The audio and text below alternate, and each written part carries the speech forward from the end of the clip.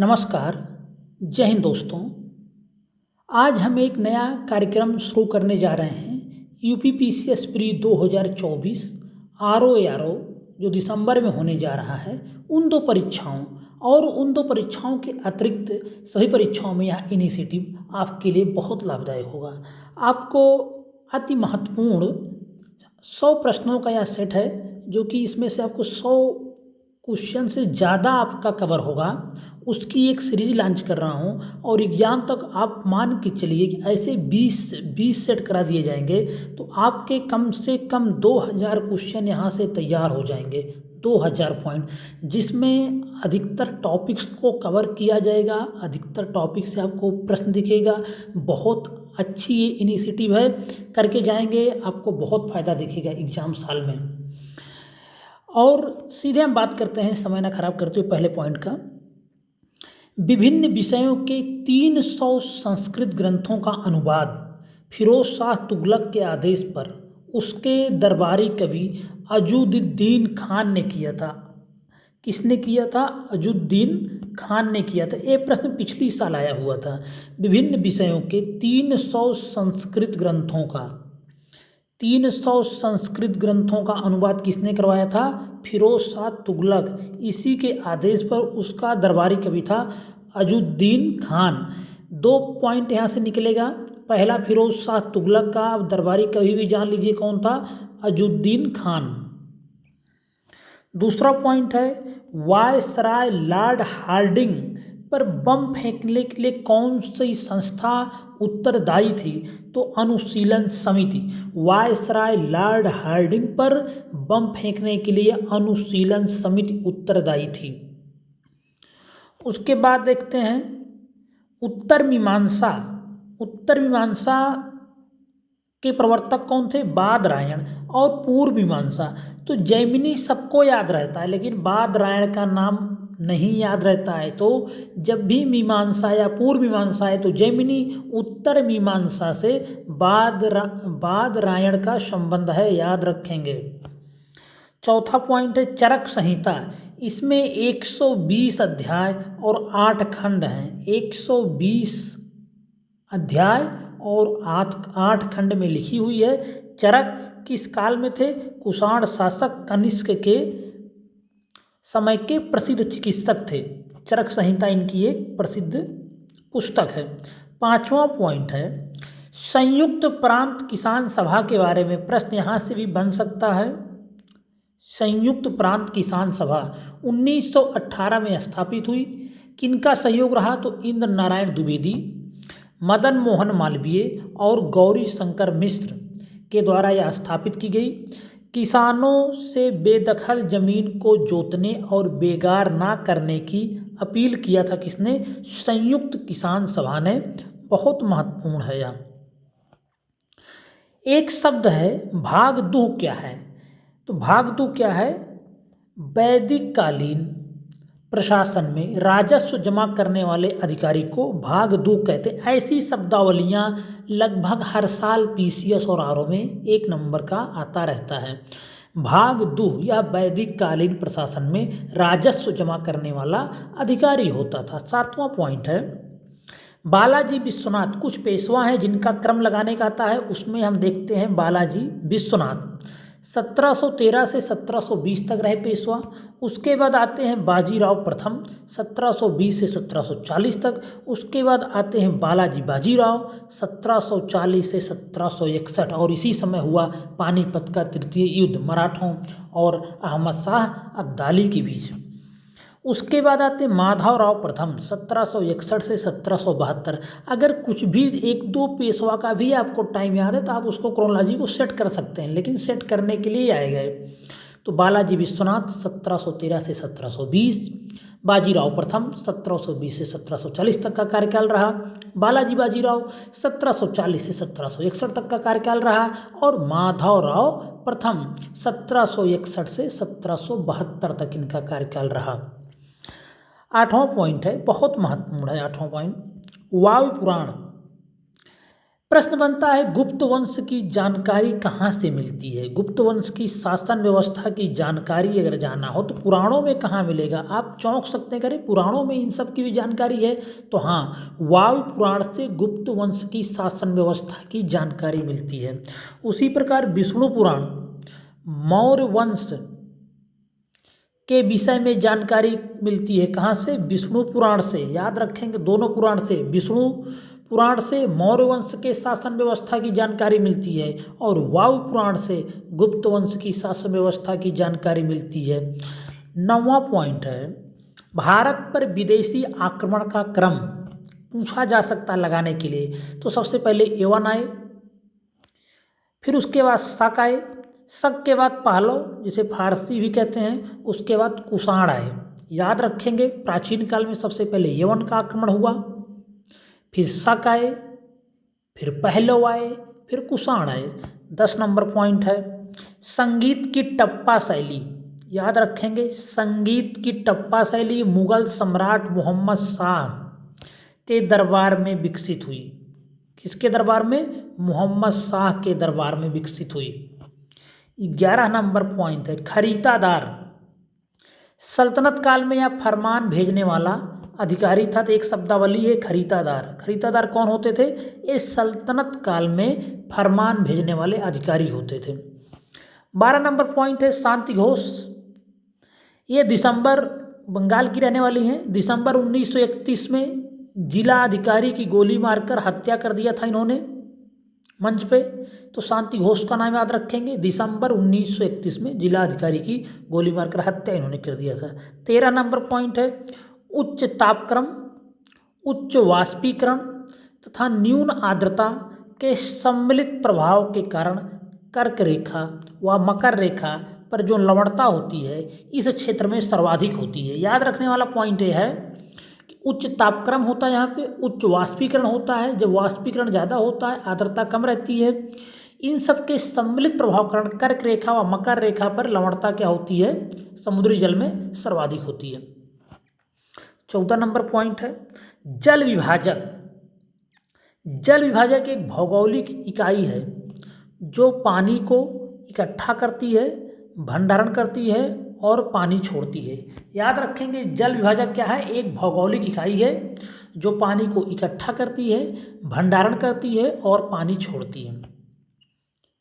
15 number point है, 2 दर्रे हैं। दीफू दर्रा यह अरुणाचल प्रदेश में स्थित है। अघिल दर्रा यह लद्दाख में स्थित है। अघिल दर्रा कहाँ स्थित है? लद्दाख में महत्वपूर्ण है। दर्रों से प्रश्न बनता रहता है। 16 नंबर पॉइंट है, रियो ग्रांडे व कोलोरेडो नदियाँ दोनों ही यूएसए व मैक्सिको के मध्य सीमा का निर्धारण करती। प्रश्न बन सकता है, 4 नदियों का नाम देगा और पूछेगा अमेरिका व मैक्सिको के बीच इनमें से कौन सी नदी सीमा बनाती है। तो याद रखेंगे, रियो ग्रांडे व कोलोरेडो ऐसी 2 नदियां हैं जो अमेरिका और मैक्सिको के बीच की सीमा निर्धारण करती हैं। 17 नंबर पॉइंट है, माउंट न्यूमैन पश्चिमी ऑस्ट्रेलिया में लौह अयस्क खनन के लिए प्रसिद्ध है। ये भी पॉइंट याद रखेंगे। माउंट न्यूमैन पश्चिमी ऑस्ट्रेलिया में स्थित है और लौह अयस्क खनन के लिए प्रसिद्ध है। 18 नंबर पॉइंट है, फिलीपींस में नारियल व गन्ने की कृषि के विकास का श्रेय किसको जाता है? स्पेन एवं अमेरिकियों को जाता है। 19 नंबर पॉइंट है, कुछ महत्वपूर्ण पर्वत हैं उनको देखेंगे। टूबकल पर्वत कहाँ पे है? मोरक्को में। स्टैनली पर्वत कहाँ है? युगांडा में स्थित है।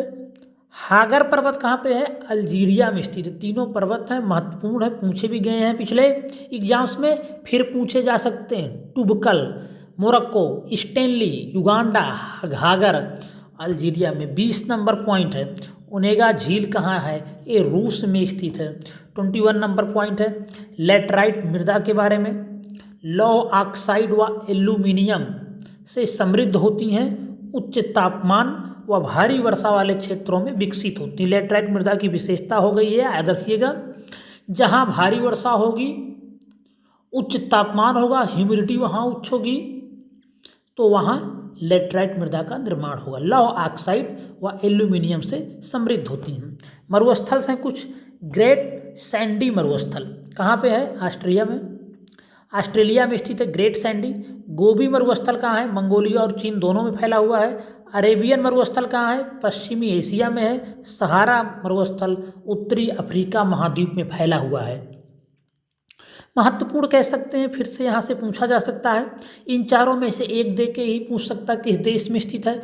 तो ग्रेट सैंडी मरुस्थल ऑस्ट्रेलिया में, गोबी मरुस्थल मंगोलिया चीन में, अरेबियन मरुस्थल पश्चिमी एशिया में, सहारा मरुस्थल उत्तरी अफ्रीका महाद्वीप में स्थित है। 23 नंबर पॉइंट है, पूर्वी प्रशांत महासागर में अल नीनो पेरू के तट के निकट गर्म धाराओं के रूप में प्रकट होता है। यह धारा पेरू तट के जल का तापमान 10 डिग्री सेंटीग्रेड तक बढ़ा देती है। इसके परिणाम स्वरूप समुद्री जल के वाष्पन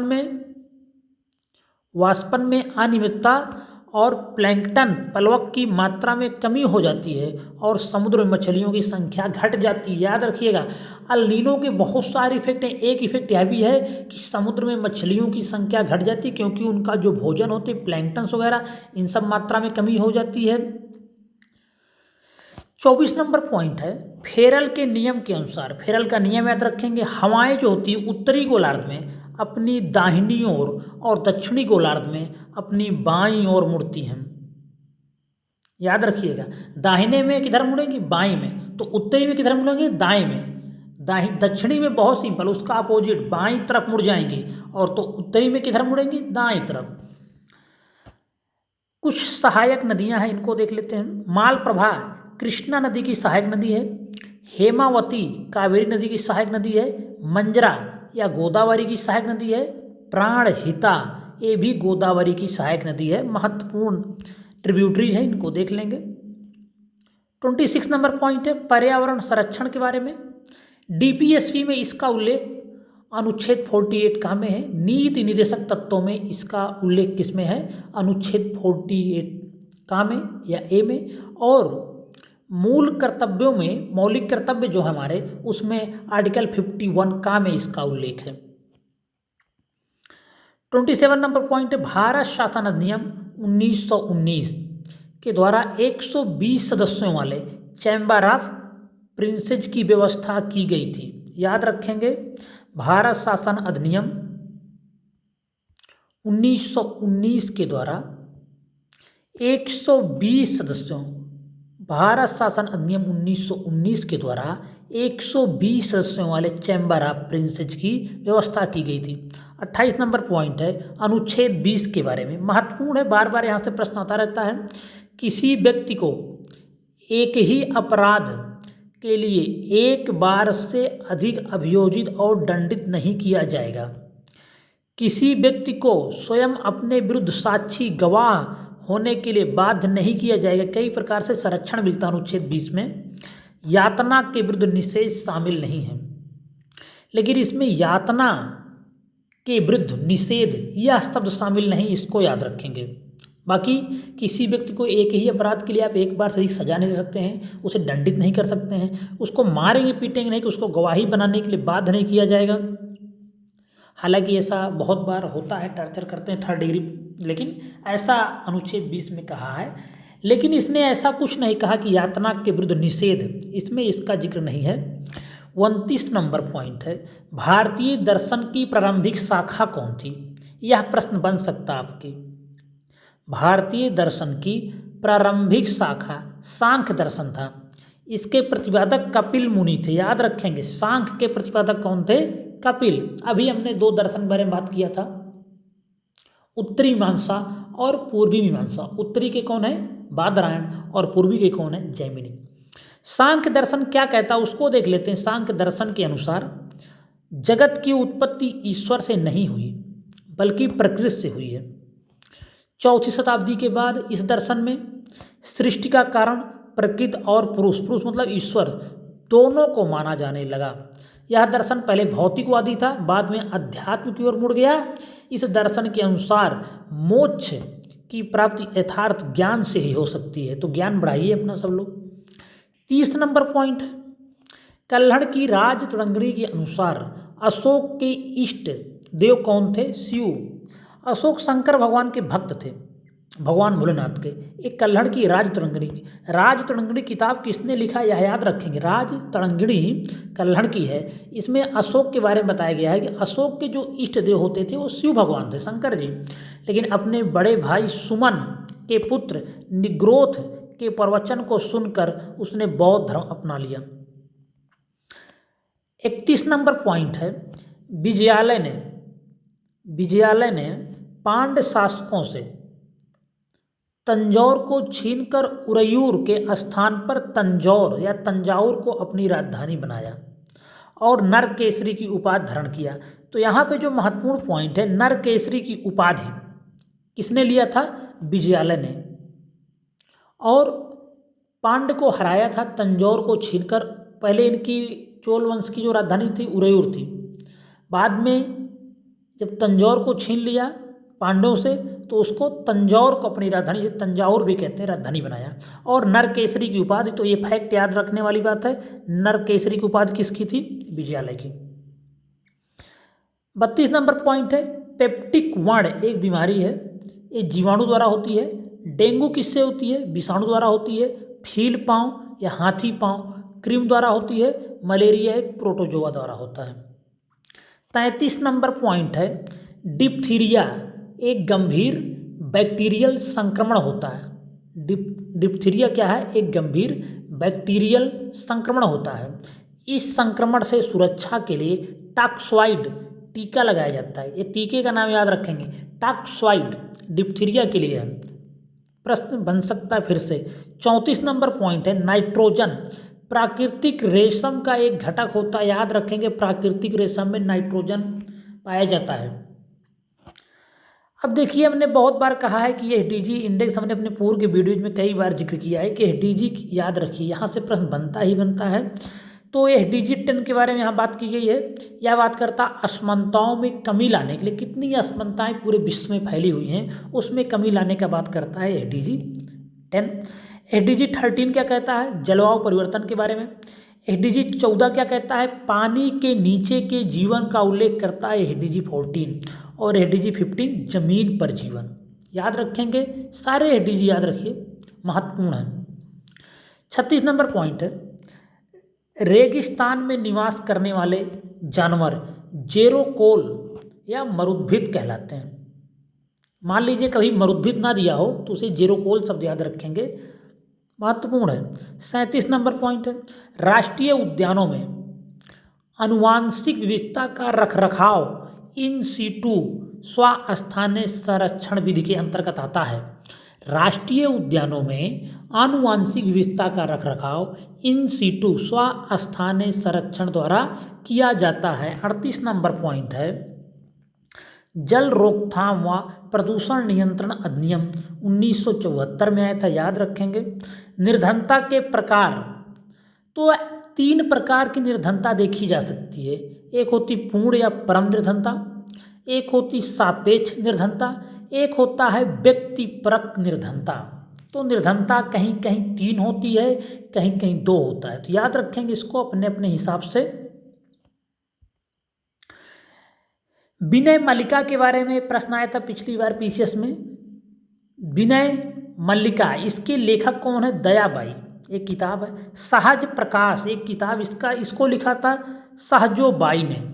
देवी त्रिया निषेध, इसको लिखा था गंगाबाई ने। और स्वर्ण बेली की कविता Son Kumari, the challenge of world poverty, Gunnar Myrdal की किताब है, बहुत महत्वपूर्ण है। फिर से इस पर प्रश्न बन सकता है, इसलिए इन किताबों को देख लेंगे।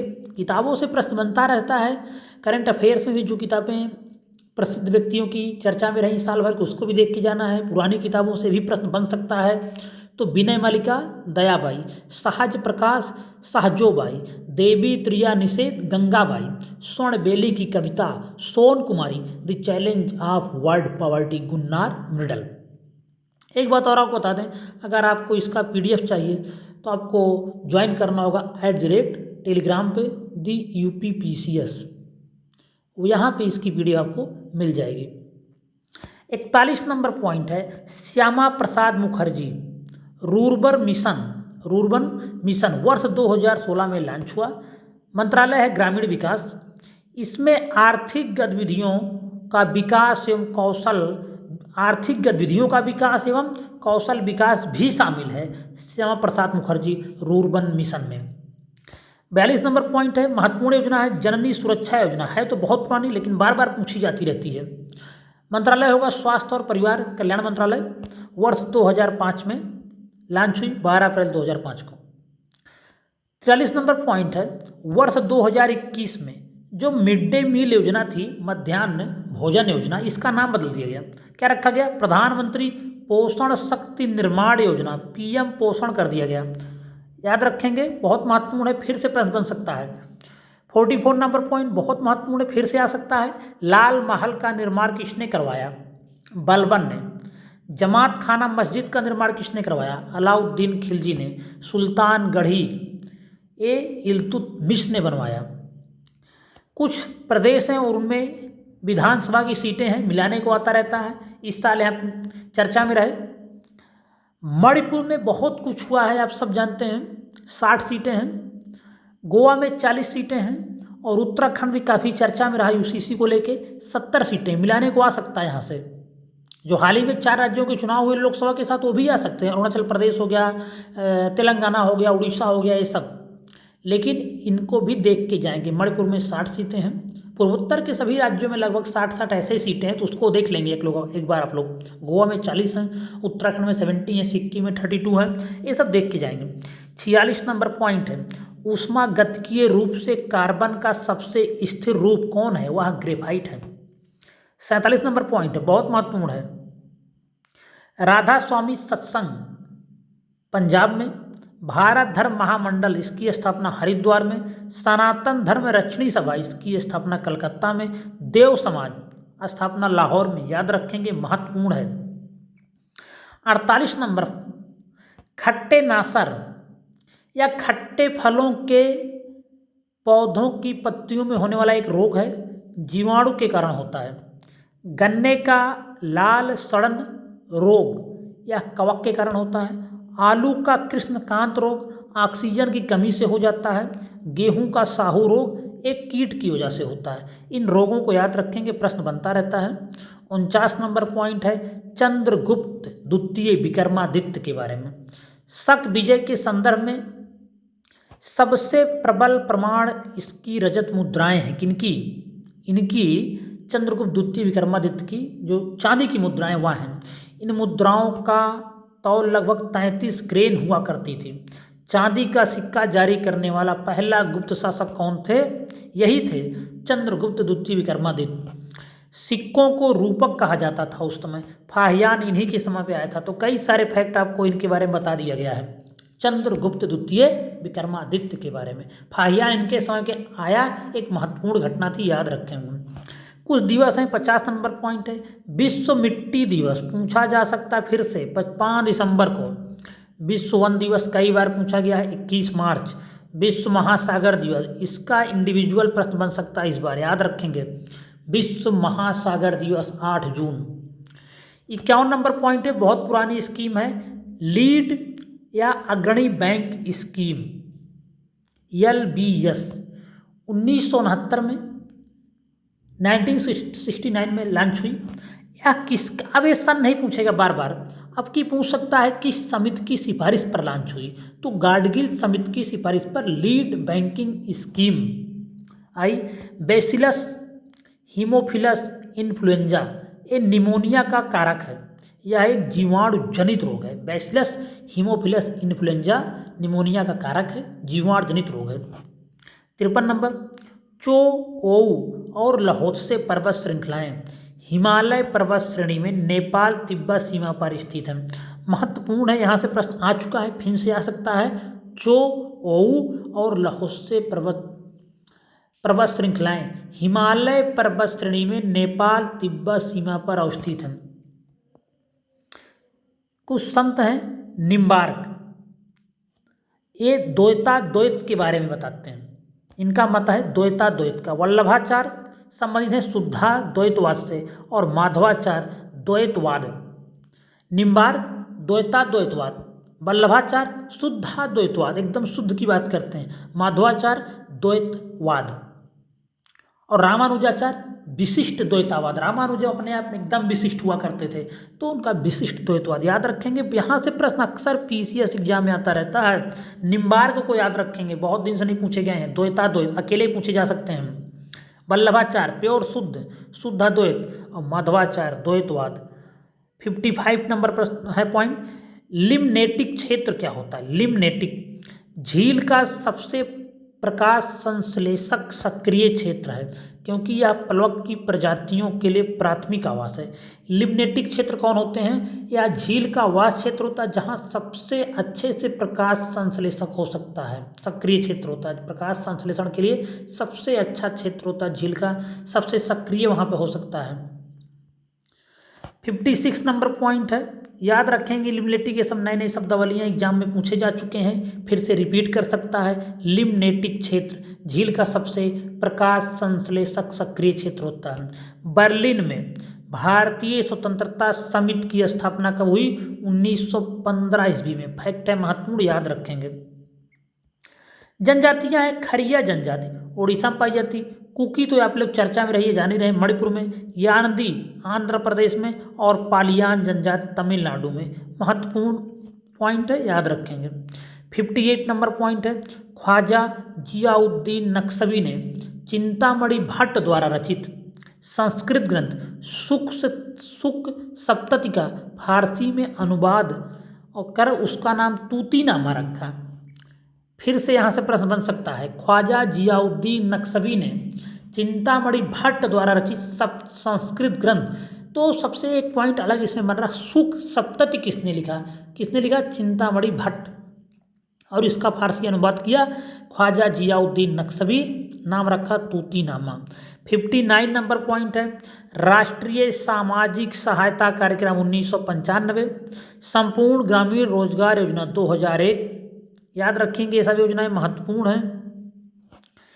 60 नंबर पॉइंट है, फोटोकेमिकल स्मॉग में हमेशा ओजोन गैस प्रदूषक के रूप में होता है, याद रखेंगे। 60 नंबर पॉइंट क्या है? फोटोकेमिकल स्मॉग, इसमें हमेशा ओजोन गैस प्रदूषक के रूप में होता है।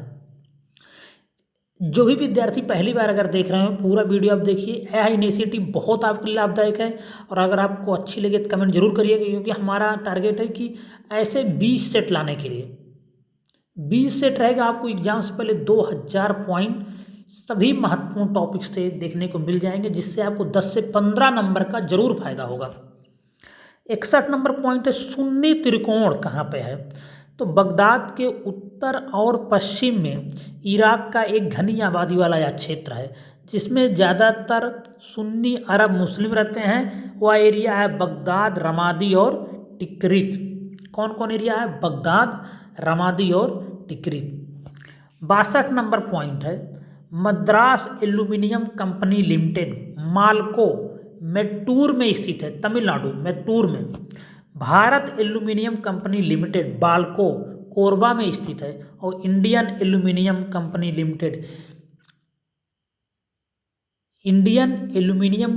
लिमिटेड इंडॉल या हीरा कुंड में स्थित है, और हिंडाल्को इसी समय कंपनी है, वह भी हीरा कुंड में स्थित है, याद रखें। नहीं, वो रेणुकूट में थे, सॉरी, हिंडाल्को रेणुकूट में स्थित हुई है। इंडियन एल्यूमिनियम कंपनी लिमिटेड इंडौल या हीराकुंड उड़ीसा में है, और रेणुकूट उत्तर प्रदेश सोनभद्र में है, वहाँ हिंडाल्को है।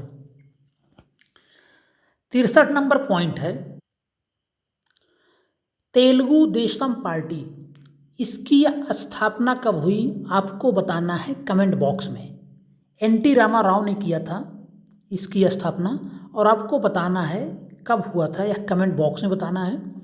बहुजन समाजवादी पार्टी, बहुजन पार्टी जो है बीएसपी, बहुजन समाजवादी पार्टी 1984 में इस्टेब्लिश हुई। समाजवादी पार्टी 1992 में इस्टेब्लिश हुई, और अखिल भारतीय तृणमूल कांग्रेस 1998 ईस्वी में बनी। तो तेलुगु देशम पार्टी कब बनी थी? यह बनी थी 1982 में, एनटी रामाराव ने बनाया। आगे बात करते हैं, 64 नंबर पॉइंट है, क्यूबा का क्या फेमस है? सिगार, सिगार के लिए फेमस है। ओसाका सूती वस्त्र के लिए फेमस है। सेंट पीटर्सबर्ग यह है पोत निर्माण के लिए फेमस है। 65 नंबर पॉइंट है, फिर से एसडीजी के बारे में आ गया। एसडीजी 1 यह है गरीबी की पूर्णतः समाप्ति।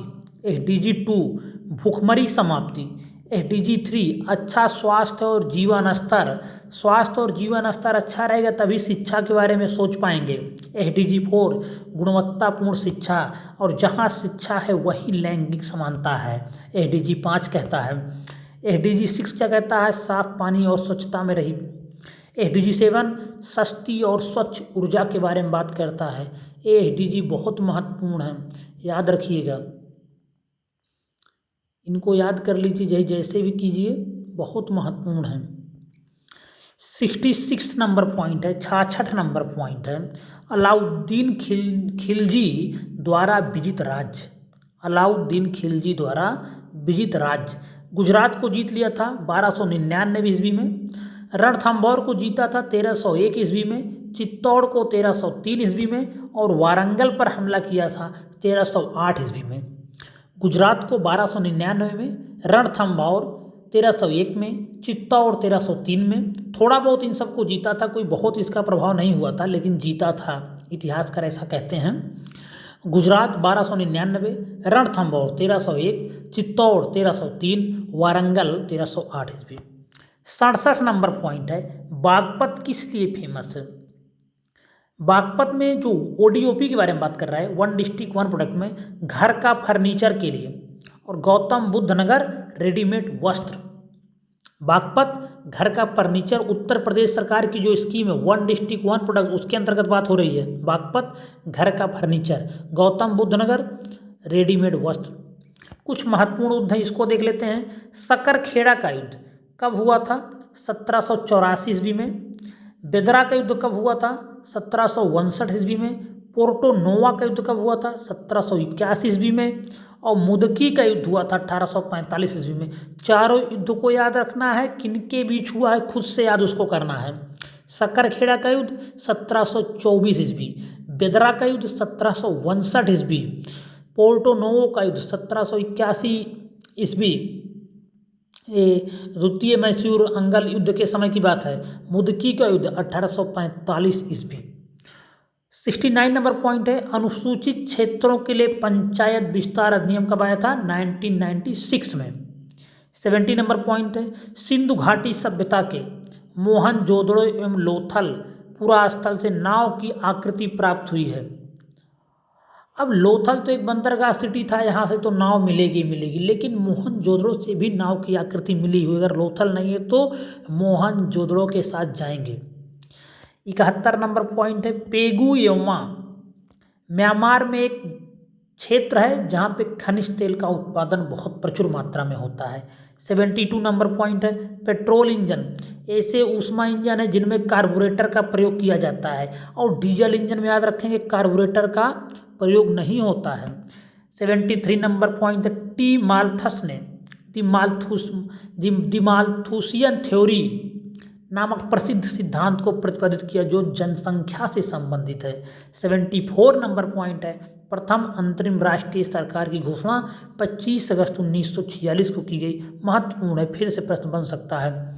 75 नंबर पॉइंट है, अमरावती स्तूप में आर्यक स्तंभ वाले मंच की विशेषताएं मिलती हैं।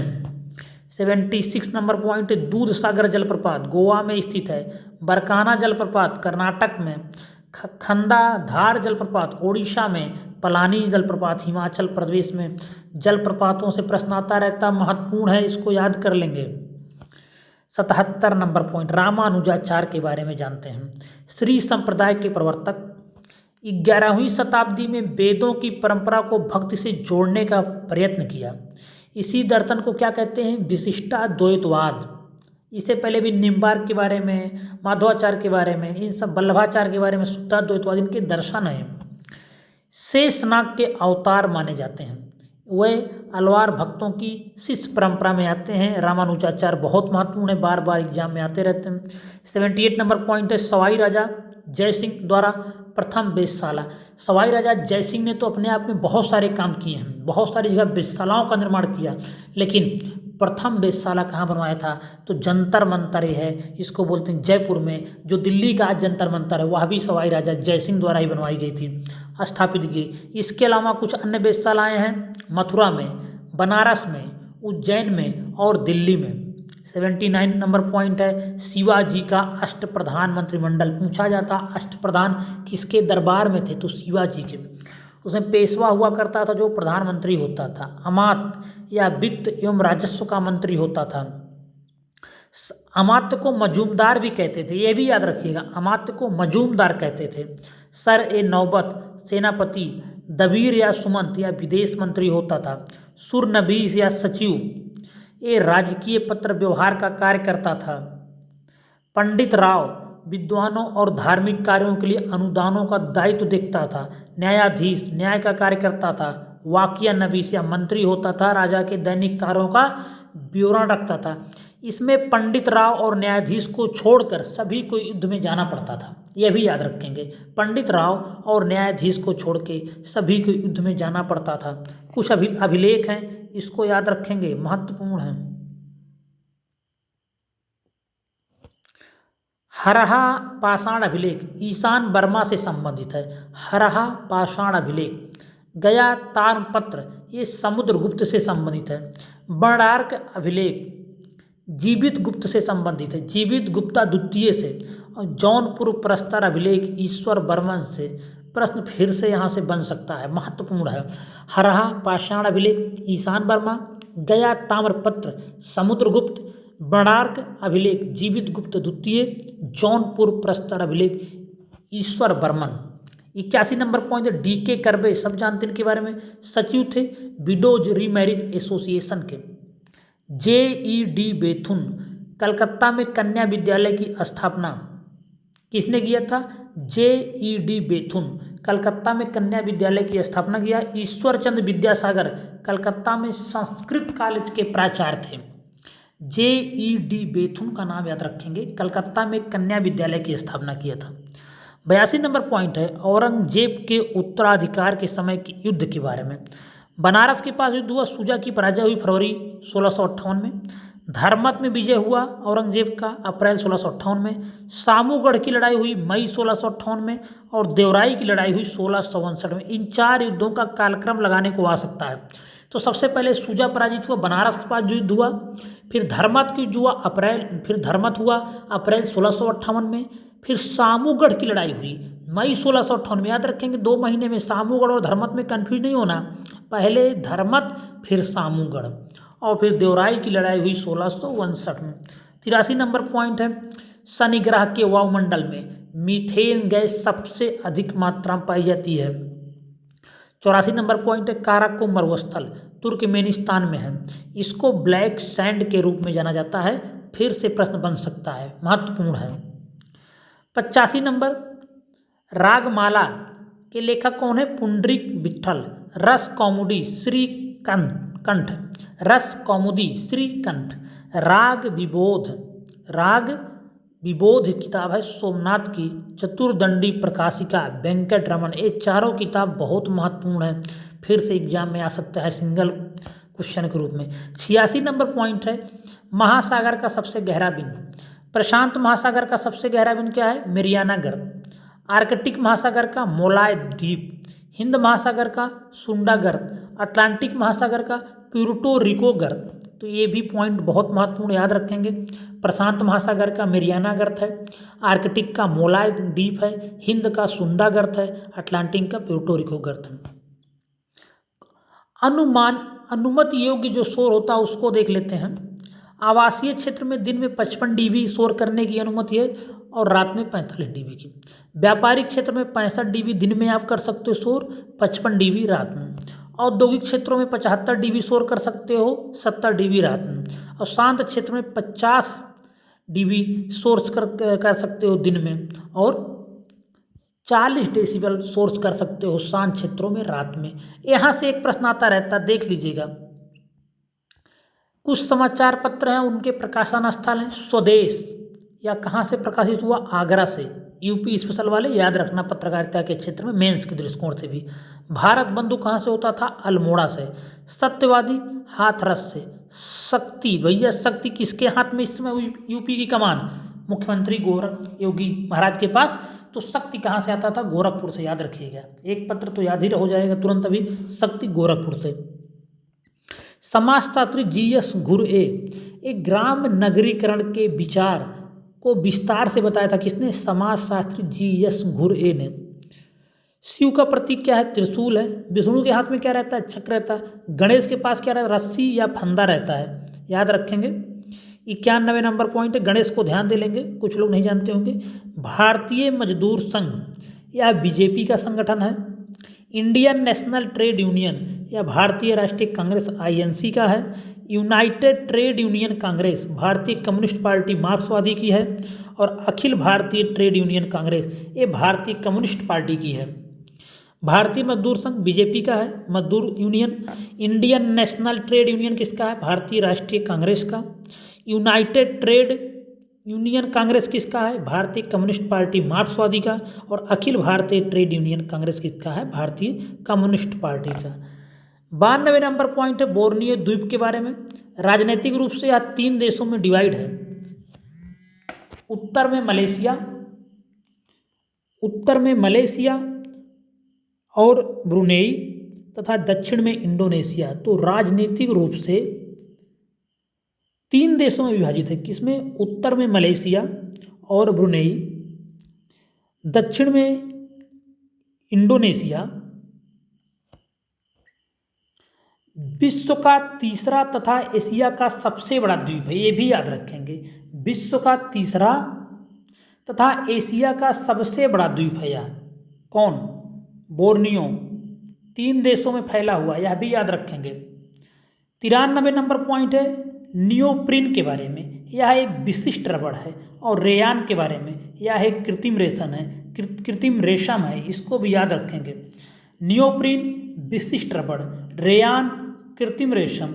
94 नंबर पॉइंट है हिंदुस्तान सोशलिस्ट डेमोक्रेटिक यूनियन की स्थापना यतीन्द्रनाथ, अजय घोष और फणींद्र नाथ घोष ने की थी।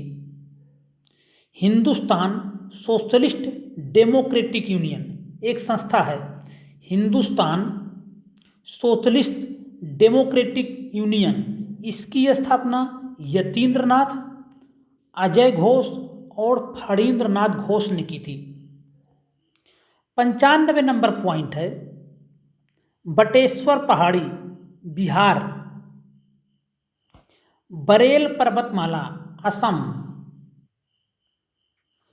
बटेश्वर पहाड़ी बिहार में है, बरेल पर्वतमाला असम में है, चिन पर्वतमाला मणिपुर में है, धोसी पहाड़ी हरियाणा में। इन चारों पहाड़ियों का नाम आप लोग फिर से एक बार देख लीजिएगा। बटेश्वर तो लोगों को मालूम है बिहार में है, चिन भी लोगों को मालूम होगा मणिपुर में, लेकिन बरेल पर्वतमाला और धोसी पहाड़ी हरियाणा में है। 96 नंबर पॉइंट है सहसाधिपति एक अधिकारी होते थे, एक न्यायिक या पुलिस अधिकारी होता था। जिसके अंदर साहस होगा वही पुलिस अधिकारी उस समय पे होगा। तो सहसाधिपति एक न्यायिक या पुलिस अधिकारी। बलाधिप चुंगी का सुरक्षक, बल रहेगा भाई तभी आप रक्षा कर पाओगे, तो यह चुंगी का सुरक्षक हुआ करता था। कौन? बलाधिप चुंगी का सुरक्षक। पट्टा कोला ग्रामीण कर वसूली करने वाला अधिकारी होता था। तलार यह रात्रि सुरक्षा कर्मियों का अधिकारी होता था। तलार क्या था? रात्रि सुरक्षा कर्मियों का अधिकारी। इन चारों शब्दावलियों को फिर से आप लोग देख लीजिएगा, लिख के नोट डाउन कर लीजिएगा। 97 नंबर पॉइंट है सुनहरी क्रांति बागवानी एवं शहद उत्पादन से संबंधित है। धूसर क्रांति उर्वरक उत्पादन से संबंधित है। 98 नंबर पॉइंट है पृथ्वी का वायुमंडल मुख्यतः दीर्घ तरंग स्थलीय विकिरण के द्वारा तप्त होता है। याद रखेंगे पृथ्वी का वायुमंडल जो होता है वह मुख्यतः दीर्घ तरंग स्थलीय विकिरण के द्वारा तप्त होता है। स्थलीय विकिरण क्या होते हैं? पृथ्वी को जो सूर्य तप प्राप्त होता है, ऊपर से जो किरणें नीचे आती हैं वो लघु तरंगों के रूप में आती हैं। अगर सूर्य भगवान से देखा जाए जो ऐसे तरंगें आती है लघु तरंगों के रूप में, लेकिन फिर जब यहाँ से जाती हैं तो ये दीर्घ तरंगों के रूप में जाती हैं। गर्म होने के बाद पृथ्वी अपने आप में एक विकिरण पिंड बन जाती है और यह दीर्घ तरंग के रूप में वातावरण को ऊर्जा प्रदान करती है। 99 नंबर पॉइंट है, यूएनडीपी ने निर्धनता की 2 श्रेणियों की पहचान की है, आय निर्धनता और मानव निर्धनता। फैक्ट याद रखेंगे, यूएनडीपी के अनुसार निर्धनता या गरीबी कितने प्रकार की है, आय निर्धनता और मानव निर्धनता। आज का जो ये अपना इनिशिएटिव शुरू हुआ है, इसका अंतिम पॉइंट है भूमध्य सागरीय जलवायु की विशेषताओं के बारे में देखेंगे। इसमें क्या होता है, ग्रीष्मकाल शुष्क होता है, याद रखेंगे, बहुत महत्वपूर्ण फैक्ट आता है यहाँ से। शीत ऋतु में वर्षा होती है। वनस्पतियाँ यहाँ ज़्यादातर साइट्रस फल, खट्टे फलों की प्रधानता होती है। विस्तार या महाद्वीपों के पश्चिमी तटों पर मिल जाती है। 30 डिग्री से 45 डिग्री अक्षांश के मध्य महाद्वीपों के पश्चिमी तटों पर, और ये दोनों गोलार्धों की बात हो रही है। अगर इसके प्रमुख शहर देखा जाए तो कैलिफोर्निया में 2-3 जलवायु पाई जाती हैं, लेकिन यहाँ पे भूमध्य सागरीय जलवायु भी पाई जाती है। केप टाउन में, पर्थ में, एडिलेड में, मेलबोर्न में, पश्चिमी इजराइल में, पश्चिमी तुर्की में, फ्रांस के कुछ क्षेत्रों में, दक्षिण के इटली में, यूनान, सीरिया, चिली में जो आटाकामा मरुस्थल का क्षेत्र है उसमें पश्चिमी भूमध्य सागरीय जलवायु पाई जाती है। तो जो आज का अपना 100 क्वेश्चन का या 100 पॉइंट जो भी आप कह लें, ये इनिशिएटिव शुरू की गई है। 100 महत्वपूर्ण ये टॉपिक थे, प्रश्न थे एक प्रकार से। आप इनको सॉल्व उत्तर के रूप में प्राप्त किए हुए हैं, बहुत महत्वपूर्ण है। ऐसे 100 पॉइंट का यह सेट आता रहेगा और 20 सेट लाने का मेरा इरादा है पीसीएस प्रीलिम से 10 दिन पहले तक। तो ये हो जाएंगे आपके कितने, 2000 अति महत्वपूर्ण। अगर आप सुन लेंगे 1 से 2 बार, आपका बहुत अच्छा एग्जाम में, आपको बता दूं 10 से 12 क्वेश्चन आप यहाँ से एज कर जाएंगे, आगे निकल जाएंगे। बाकी करंट अफेयर्स की सीरीज चल रही है, दर्पण खत्म होते ही आपको क्रॉनिकल और कुछ अन्य मैगजीन्स के महत्वपूर्ण करंट अफेयर्स करा दिए जाएंगे। वीडियो एक बात और कहना चाहूँगा कुछ ख़त्म करने से पहले, आपको इसको पीडीएफ के लिए एक बार फिर से बता दूँ, आपको टेलीग्राम पे सर्च करना है यूपी पीसीएस, वहाँ से आपको इसका पीडीएफ मिल जाएगी। वीडियो पे समाप्त हो रहा है। वीडियो अगर आपको पसंद आया हो तो लाइक करें, कुछ भी कहना हो, कुछ सुझाव देना चाहते हो तो आप कमेंट कर सकते हैं। अगर चैनल पे पहली बार आए तो चैनल को सब्सक्राइब जरूर कर लीजिए। धन्यवाद।